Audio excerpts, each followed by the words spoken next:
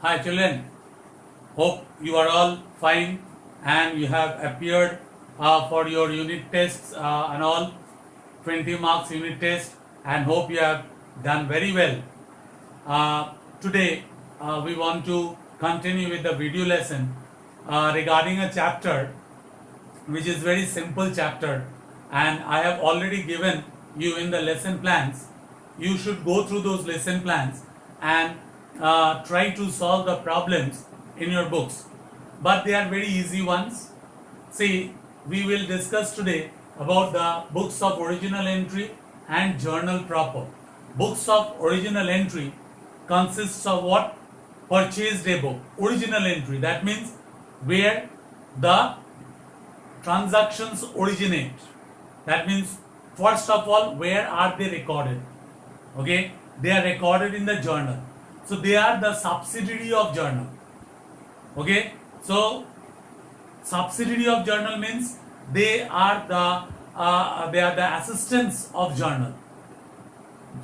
Okay, so each and every book which is known as the books of original entry consists of purchase book or purchases day book, sales book or sales day book, whichever name you call it. Purchases book records only the credit purchases of the goods. Credit purchases of the goods. That means the names of the creditors should come. The names of the creditors are put into the purchases book. Okay, that means where from we are buying the goods on credit. These goods, these transactions are recorded in the purchases day book. So here we put down the date, then we put down the particulars column, the names of the creditors. The names of the creditors. Messrs, say suppose AB and company. Those who deal in suppose electrical goods. We can write here 5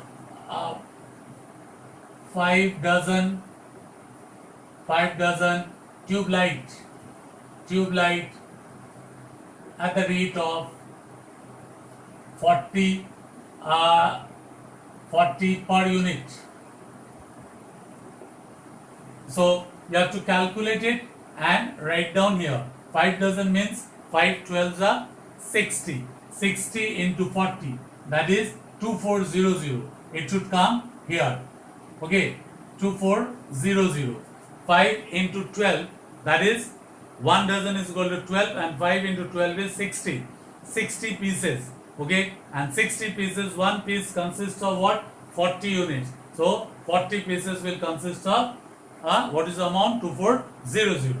Then there will be many more other creditors from whom we can buy the goods, and we will write it here. If there is any discount, less trade discount at the rate of 5%, we will write the discount here, and the amount, the net amount should be put over here. Clear? In this way, one after the other, creditors will be named one after the other. Date should be put, next creditors, then you put down the date, and then you add up this column, and here you write down purchases account, because this is purchases account. It is transferred to the purchases account.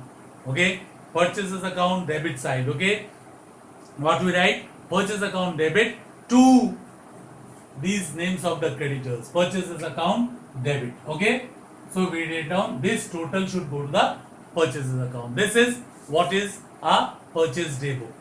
Next is sales day book or sales book. Here also we record the credit sales, to whom we are selling on credit. The people to whom we are selling on credit. The goods to whom we are selling on credit. So when we are selling on credit, terms should be what? Credit.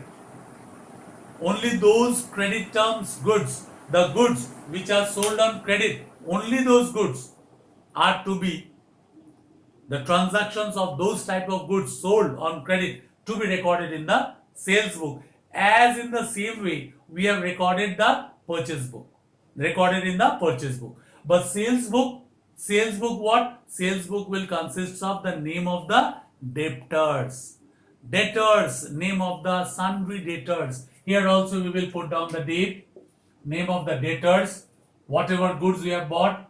If you have got 2 or 3 items, we will write it here, and less, if there is a trade discount, less trade discount at the rate of something, then we will put it here. Then the net amount should be put here.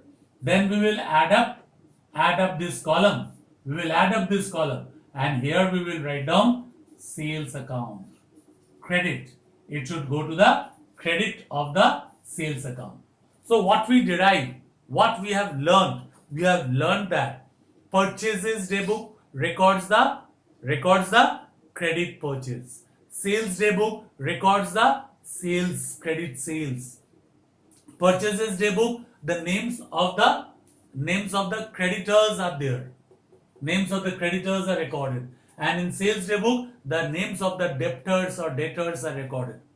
Okay, and after we prepare the purchase day book or purchase book, what we do, we transfer this total of this amount column in the purchases account debit side, and in sales account we post this amount of sales day book in the sales account.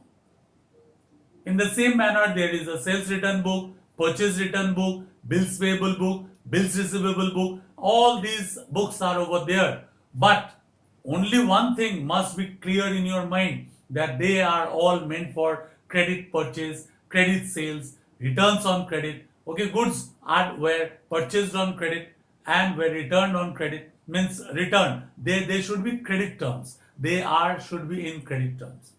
Is it clear? So this is all about purchase day book, sales day book, and the recording of this. These are very easy topic. These have been given in the lesson plan. So go through the lesson plan carefully and see what are the sums that may come.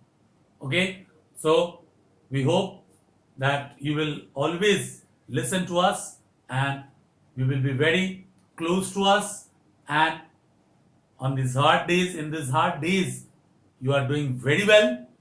You are doing very good progress. So go ahead and shine in your future. Thank you, children.